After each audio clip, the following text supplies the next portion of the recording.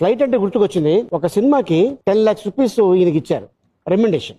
ఆ డబ్బులు తీసుకెళ్లి ఒక ప్రాపర్టీ కొందామని శంషాబాద్ వెళ్ళి 100 acres 100 acres ఏనా? 100 acres. ఏ ఇయర్ లో ఇది?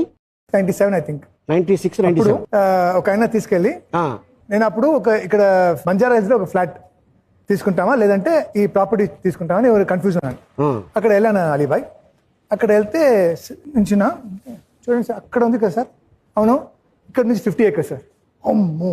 తర్వాత ఇక్కడ నుంచి 50 years 100 acres 10 lakhs అన్నారు.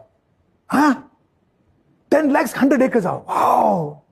అప్పుడు నా డ్రైవర్ ఉన్నారు కదా, पृथ्वी भाई क्या है रे, मैं पेशाब करे जगह बताता हूँ.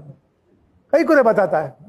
చూస్తే देखो ఆ వాటర్ కింద వెళ్ళలేదు, ఫుల్ రాయల్ అంట. పూరా పత్తర్ భాయ్ 10 lakhs నువ్వు కొంటావు, కానీ ఇది ఫెన్సింగ్ చేయాలంటే 20 lakhs పడుతుంది, లేదంటే ఇక్కడ మెయింటైన్. అవునా వచ్చేసి ఒక స్మాల్ ఫ్లాట్ తీసుకున్నాను. ఇప్పుడు 100 acres ఎయిర్పోర్ట్.